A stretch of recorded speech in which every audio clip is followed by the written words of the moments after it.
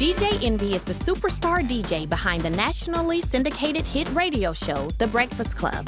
It is the biggest show in hip-hop. His success has catapulted him from making mixtapes in his garage to DJing for chart-topping rappers like 50 Cent, Nelly, and Janet Jackson. I was the one that pulled up in a dope car and people wanted to take pictures with. But unlike many artists in hip-hop, DJ Envy has been married for nearly 20 years to his high school sweetheart. I knew that we were going to be together forever. Meet Gia Casey. Gia's journey from surviving an unthinkable attack as a teen. And I touched my face and I looked at my hand and it was covered in blood. To losing her father. It was the hardest thing that I had ever gone through. And confronting infidelity in her marriage. I said, Raashaun, I know that you've cheated on me. Emboldened Gia's drive to stay strong through thick and thin. He was in our garage and all 7 cars were on, and he would not come out. And lean on her faith to save her family. It was a long journey. It doesn't happen overnight. As the saying goes, behind every powerful man, there's always a strong woman. My name is Gia Casey, and this is my story.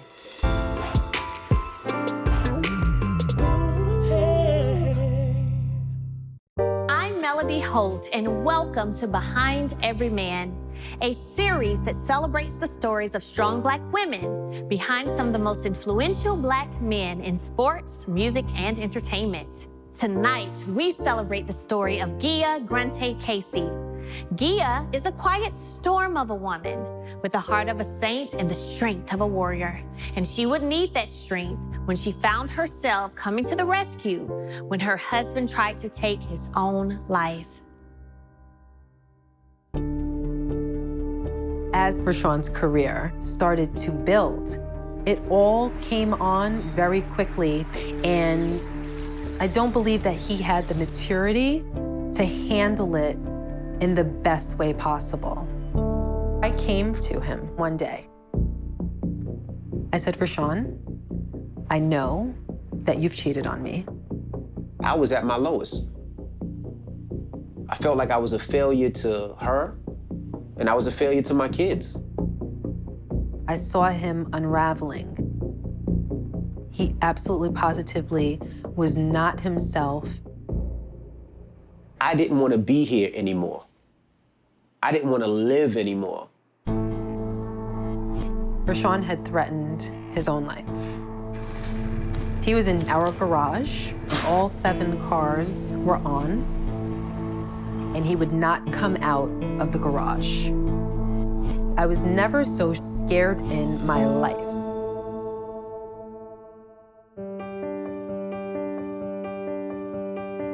My name is Gia Casey, and I was born February 1st, 1979, in Brooklyn, New York.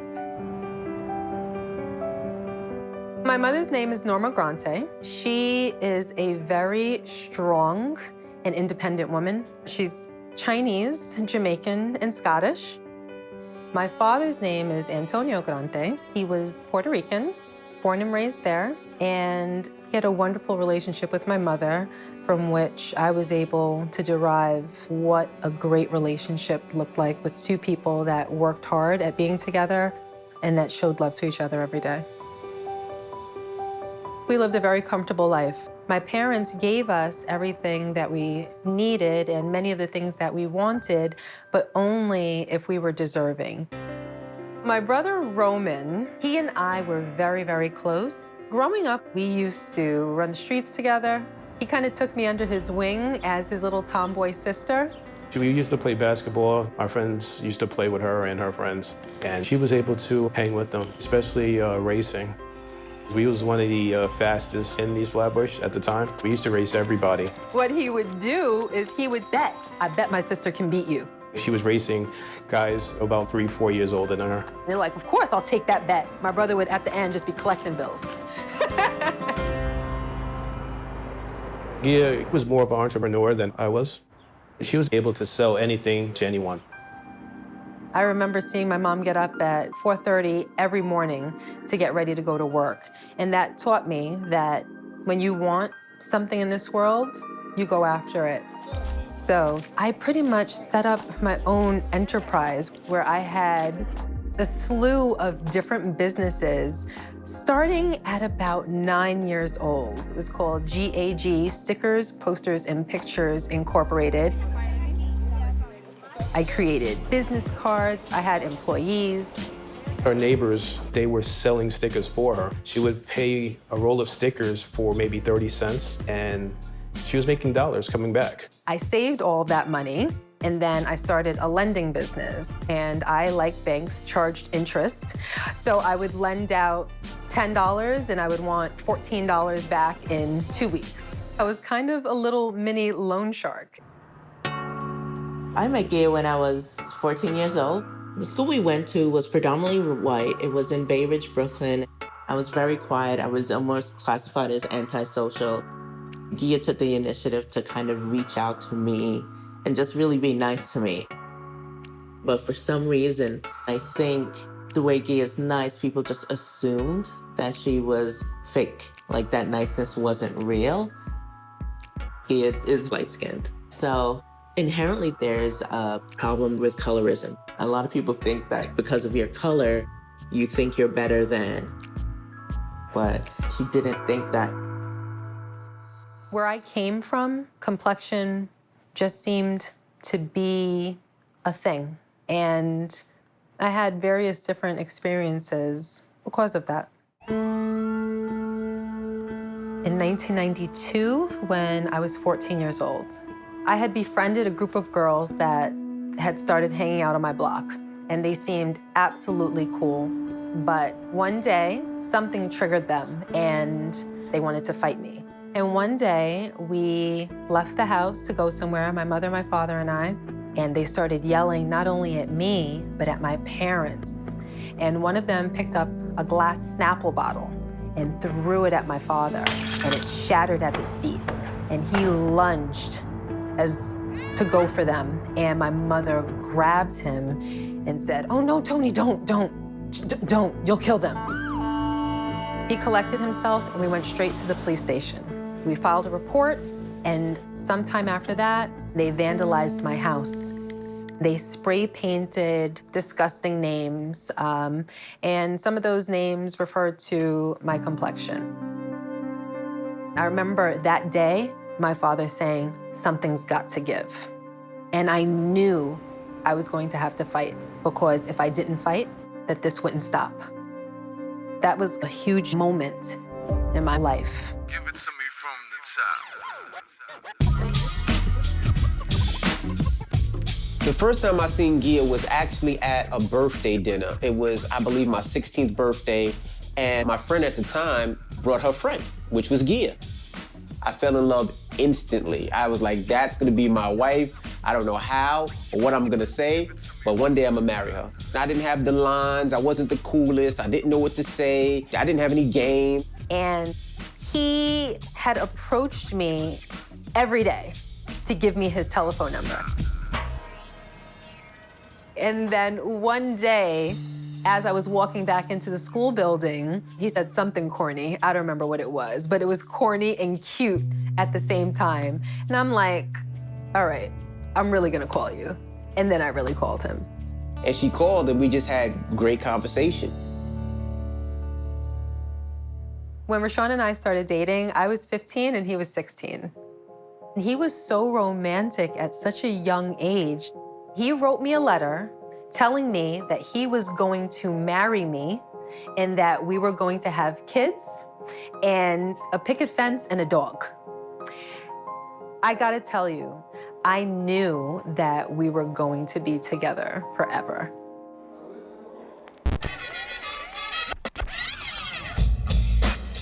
When I met him, he was already DJing. So he was DJing Sweet 16s, he was DJing all of the school dances, he was DJing prom, and then he started doing mixtapes. Doing mixtapes was a process back in the day. I did one probably once every 4 weeks. So every 4 weeks, I'm out and about and she was there.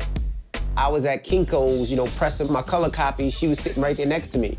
as I was duplicating tapes over and over again, as I'm going to the stores and bootleggers to sell my tape, she's in the car making sure we don't get tickets. And it just kept the relationship going and sexy. Like, we just really got to know each other. Raashaun has always been very protective of who I hung out with and what I did. He always wanted to make sure that I was safe. So he took me home from school every single day. This one particular day, my friend Shahid called me up and was like, yo, Ra, can you fill in for me? So I said, sure. So what I did was I asked one of my friends at the time, I said, yo, can you drop Gia off for me? And he said, no problem. It was the day before Thanksgiving, 1994, and he had arranged for a friend of ours to take me home, but he was delayed. So my girlfriend and I, Dahlia, walked the few blocks until we got to a McDonald's, at which point we decided that we were just going to stop and grab a bite to eat. So we went inside. I heard some voices from the other side of the restaurant saying, she thinks she's all of that. Well, we're gonna take care of that for her. I'd never seen these girls a day in my life before that day. They began to call me names like Casper and a bunch of other names. So I said, Delia, do you think they're talking about me? And she said to me, well, you're the only light-skinned girl in here. You know, it just kind of escalated to the point where they were yelling at us, kind of, and calling a lot of slurs to Gia. It escalated from just name calling and threats to them getting up and approaching me physically. At that point, McDonald's security came out and told us that we all had to get out. So now we're in front of McDonald's. And at this point, a crowd had ensued. And the girl that had had the most mouth and that was being the most offensive, she slipped her hand in her pocket. And then I just saw her hand go up with a razor blade. I thought that she punched me in my face. She took off running, the other girls took off running, and the crowd began running. I remember turning to Dahlia and saying, we made it through this okay. But she looked at me and said, oh my God, Gia, your face. And I lifted up my left hand and I touched my face and I looked at my hand and it was covered in blood. I will never forget that image. There are two big gashes on the side of her face. And I think because it was so cold and because our adrenaline was going, you literally didn't feel those slices happening with the girl that she was fighting with. And it broke my heart.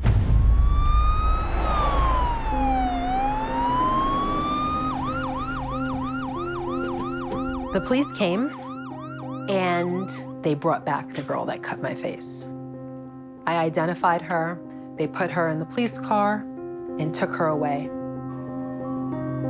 When they took me to the hospital, they told me I couldn't see my face. I remember the anesthesiologist came in to observe me and he left. I came out and I went running down the opposite direction looking for a bathroom. I remember opening the door and I turned on the lights and there was a mirror right in front of me. And I walked towards the mirror and I saw my face and I cried.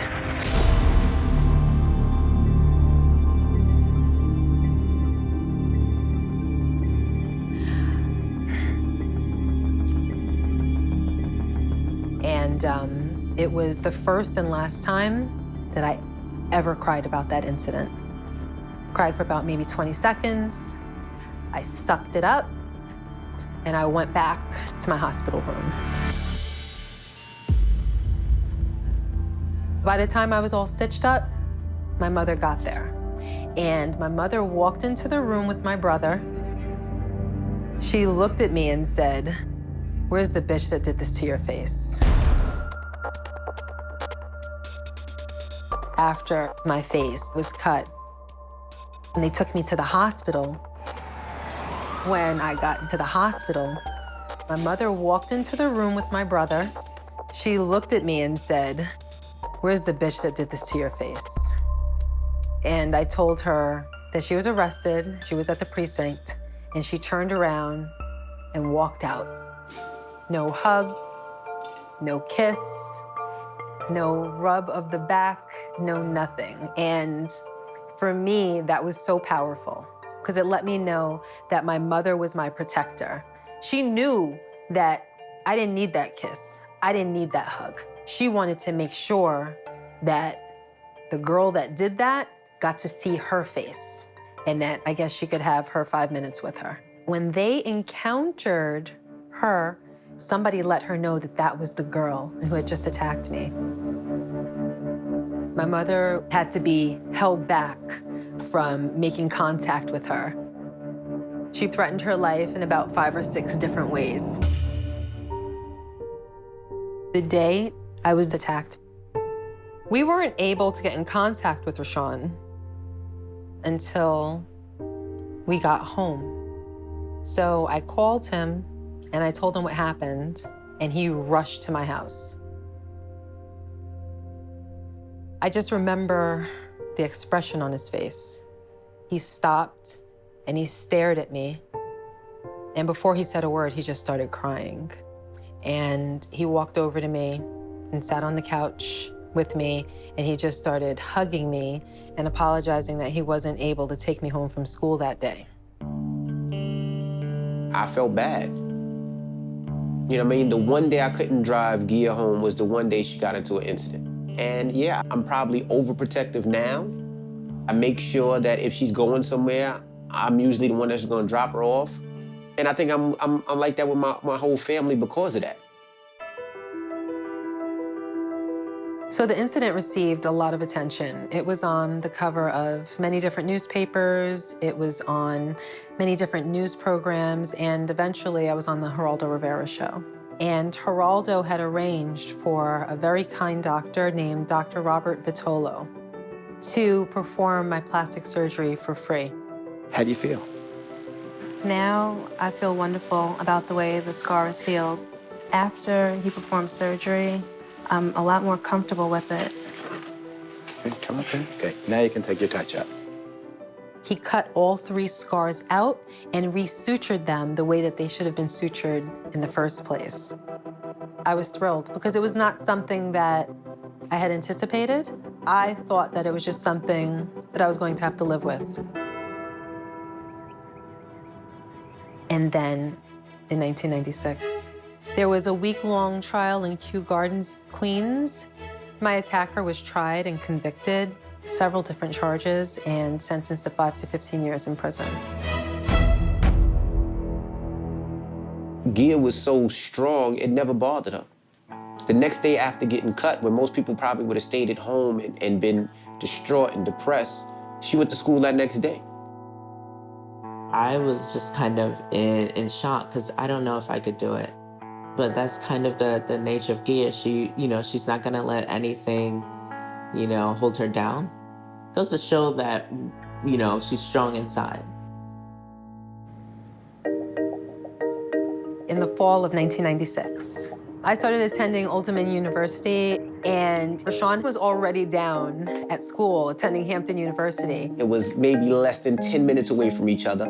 Either I was staying at her place or she was staying at my place. She was coming to my clubs, and we were always on top of each other, and it was just a bridge from really high school to college. I met Gia on my dorm floor. She stood out because I lived in New York City as a kid, so I know that accent. Both of us had boyfriends we had been with since high school. Gia was everything Sasha had described. She was beautiful, confident, poised. She was extremely intelligent. And Raashaun was an extremely ambitious person. Even though as a college student, you begin socializing, you begin making friends, and Raashaun just really wasn't here for any of that. When I was DJing wasn't cool. DJing wasn't the thing to do. It wasn't a career. And when I wanted to do it, she never looked back and laughed. She never said, "You're not gonna do it." She never said, "Go find something else to do." She was like, I'm gonna support you. She believed, you know, and she believed at a time when nobody else did.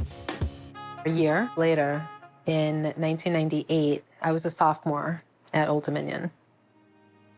I was home on Christmas vacation, and I found out that my father had cystic fibrosis. Dad went into the hospital on Christmas Eve, and when he went in, they told us that they believed it was just a slight case of pneumonia. And he never made it out of the hospital. When my father passed away, it was the hardest thing that I had ever gone through.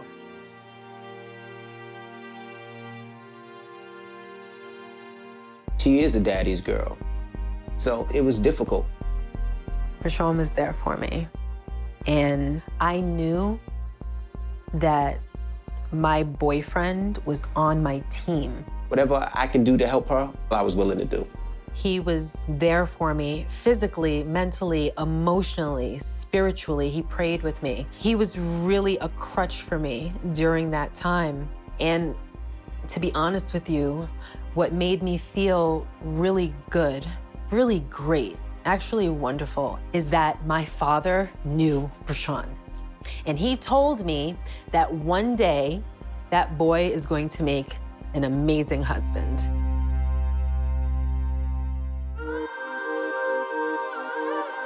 Fall 2000, right after I graduated, Raashaun surprised me with a proposal. It's really difficult surprising somebody that is with you 24/7.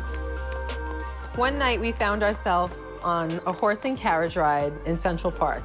And the horse and carriage ride stopped, and he got down on his knee in the carriage, and I said, oh, this boy is about to propose. And as he asked, he opened this box. And it was the puniest little diamond that I had ever seen in my life. It was like a quarter of a quarter of a quarter of a carat. It was a nose ring. Nonetheless, I was thrilled. And then he said, hold on one second. He gets out of the carriage and starts lingering around this tree. He kneels down, he like digs in the dirt a little bit, and he pulls out another box. And then he gets down on his knee and he said, now it's time for me to do this the right way. And in that box was a far more appropriate ring. While we were in the middle of the excitement of planning a wedding, we found out that we were pregnant with our first child. And at that point, we decided to move up the date. We got married on May 13, 2001, which was actually significant because it was Mother's Day. So we thought that that was appropriate, being that I was pregnant and also to honor both of our mothers. It was a magical day. We got married at the Ohiga Castle in Long Island. Now, the Ohiga Castle is a big, beautiful castle on, I don't even know how many acres, might be, close to 100 acres, but the property and everything is just beautiful. And it was a fairy tale wedding. I mean, from the flowers, she actually came in a horse and carriage. Everything was beautiful about that day. 7 months later, our first child, Madison, was born on November 13th, 2001. And it was the most wonderful thing that had ever happened to us. We swooped up the joy of being parents, and Raashaun made it very clear that he didn't want me to work anymore. And to me, those were just the words of a kind, loving husband who made me feel loved. Gia considered her #1 job to be raising her child. Madison lived on Gia's back the first 2 years of her life. She took Madison everywhere she went and would not leave Madison with anybody. At that time, DJ Envy's tapes were everywhere in New York, and his star was rising. I was doing parties everywhere. You know, I started doing radio. I was putting out an album. In the early 2000s, Raashaun got a big break when he landed a co-host position with the legendary Miss Jones on her show, Miss Jones in the Morning. At the time, the Hot 97 morning show was the biggest morning show in hip hop, in music. So Raashaun was constantly getting these, what seemed like bigger and bigger opportunities to grow at the station.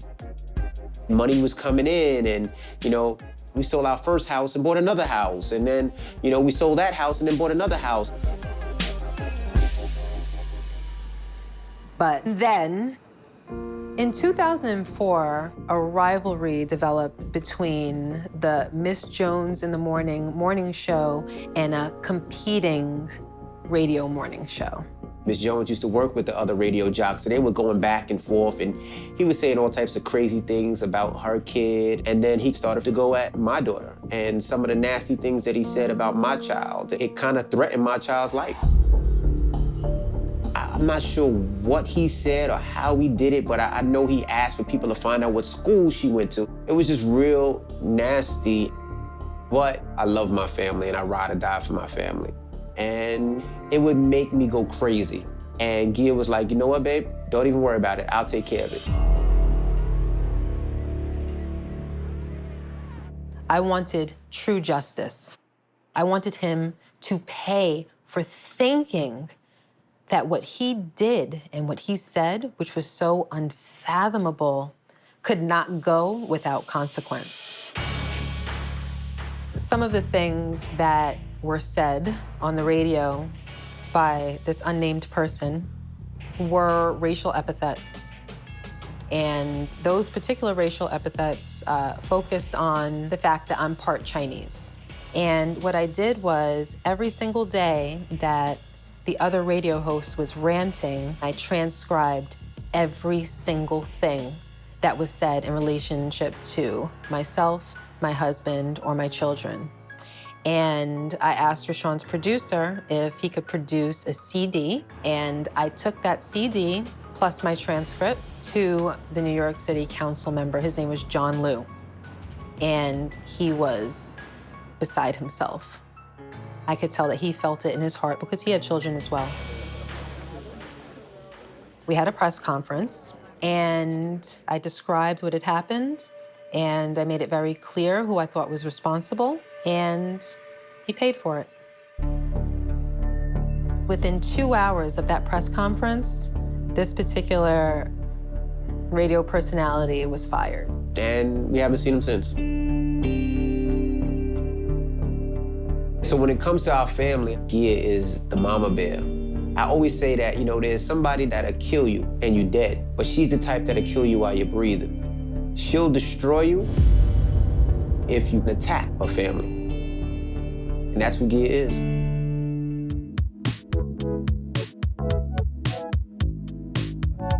I was DJing at Hot 97 in New York. I had my own shift. I was DJing. I was doing 2-3 clubs a night in the city. I was getting back into making records. I was doing good. But it became very clear to me that there was a ceiling. He had been at the radio station for such a long time that he was comfortable, but he was better than that. He could accomplish so much more. So when he received an offer to transfer to a morning show on Power 105.1, I was in full support. Sean moving to Power, it would have been like Jay-Z leaving Rockefeller to sign with Cash Money. It was a huge move. I said, hell no, I'm not doing morning. I don't want to wake up 5 o'clock in the morning anymore. I like going to work at 2 o'clock and then leaving at 6. And she was like, I think for your career, this is something you should do. He was hesitant. He didn't want to do it. And I just remember calling Gia, and Gia was like, you're a hard worker. Nobody can outwork you. If you got to go to that other station and bust ass, you go to the other station and bust their ass. I was that fire under his tush to say, whatever you are part of is going to be successful. And she was right. And that was the conversation that we had that really pushed me to Power 105. So in 2010, The Breakfast Club began. Morning, everybody. It's DJ Envy, Angela Yee, Charlamagne the God. We are The Breakfast Club. It was the single best career decision that he's ever made. But as his success started to build, he would be in clubs, he'd be around celebrities, he'd be traveling. And I'm sure he enjoyed it, but I think that it all came on very quickly, and I don't believe that he had the maturity to handle it in the best way possible. The music industry and the fame started getting to me. I was Raashaun at home, but in the street, I was DJ Envy. I was the one that pulled up in a dope car and people wanted to take pictures with. And it gets to your head. It definitely got to my head. So in the fall 2012, Raashaun had done a photo shoot for a magazine. And I was curious as to see if any of the pictures were released online yet. I Googled his name and the pictures didn't pop up, but a blog popped up. And when I clicked on the blog, I saw a conversation, and one of the girls said to the other girl, well, that's why you're with DJ Envy and his wife sits at home clueless. I said, we need to talk. She was like, hey, if you got something to tell me, you need to tell me now. Showed him the blog. And I said, do you know who this female is? Of course, like most men would be like, I don't got nothing to tell you. I don't know what the hell you're talking about. He was so infuriated that I would even suggest that he could do something like that to the woman that he loved more than life itself. You know, with Gia, she has a poker face on her that sometimes you don't know if she's telling the truth or if she's lying. And she went hard with it. I said, Raashaun, I know that you've cheated on me. Meanwhile, I didn't know anything. She was like, I know, I want you to tell me. If you're gonna be a man, tell me. And that's how she found out. I told on myself. Whew. When he said those words, I just felt a ton of bricks fall off of my shoulders. And I knew that my intuition actually meant something. So I said to him, I appreciate that. I just want to let you know that we're getting a divorce. There will be no Christmas with our families this year. And he knew that I meant every word of it. That period was probably the most depressing time in my life. Here's somebody that I've been with since I was 16 telling me that it's over, it's a wrap. And it should have been a wrap. For what I put her through, yes, it definitely should have been a wrap. Of course, I was doing a Breakfast Club. In between each break, I was laying on the floor, sleeping. I just wasn't focused. Charlamagne was like, yo, you should call her on air. And that's what I did. I completely blame myself for every mistake that I've made. I regret everything, and I'm sorry, and I love you. Are you really on air right now? Yes.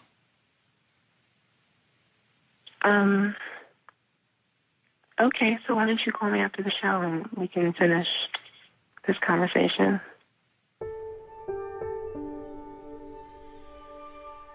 I was shocked. I would have never expected him to put what was going on in our personal lives on a public platform. I was at my lowest. I felt like I was a failure to her, and I was a failure to my kids. I saw him unraveling. He absolutely positively was not himself. I didn't want to be here anymore. I didn't want to live anymore. I didn't want to sleep in the same room as him, but I wasn't going to leave the house, and I wasn't going to ask him to leave the house. He began sleeping in the guest room. And then Rashid called one day. He said, Raashaun has threatened his own life. And He was in our garage, and all 7 cars were on, and he would not come out of the garage. And she says, Rashid, every car is on. All the doors and windows are closed, and Raashaun's laying on the floor of the garage. And I'm like, Gia, carbon monoxide will kill him in minutes. Bust a window, kick in a door, and call 911. After I found out that Raashaun cheated on me, and I told him that we were getting a divorce. Raashaun had threatened his own life, and he was taken to a hospital. And while he was in the hospital, he was under watch. They had taken his shoelaces, they had taken anything that was a potential threat to him, and I just remember laying in the hospital bed, cuddled up with him. It was a cuddle of comfort and love. It, by no stretch of the imagination, meant that we were going to resolve our issues or anything like that. But I felt that he needed to feel my body against his body. And when we were there, Rashid called me and he said, I'm on my way to New Jersey. I have to be there right now. Sasha and I were firm Christians, and I believe I went because God sent me. So the entire time I'm there, I'm praying with them, for them, like constantly in a state of prayer. Rashid was very instrumental to make me see what I was doing to my wife and to make me realize how much it affected her, how much she was hurt, which broke my heart. For me and them, it was a process of helping them realize what it means to have faith, but also seeing their relationship start to repair. It opened up my eyes to see how I should be a better person. His entire attitude had changed. Now I had to appreciate that sometimes the world is gray. And we just started having this bond and really having conversations about just life and God. You know, I told her that no matter what it takes, I would make sure that I spend the rest of my life making up to you what I done. It was a long journey. It doesn't happen overnight.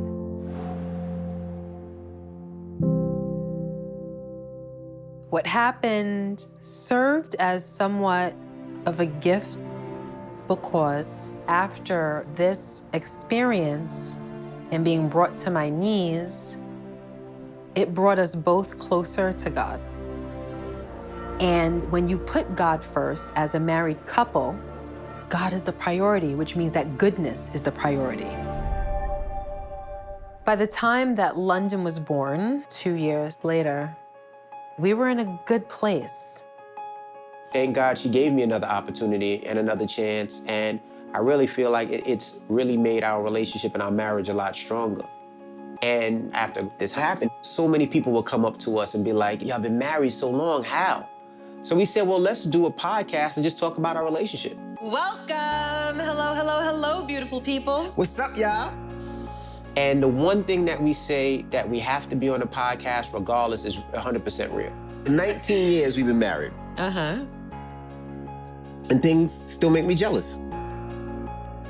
When you share your experiences, you're basically telling people that have shared similar experiences that they're not alone. We receive so many emails from listeners telling us how it's either changed their relationships or changed their lives.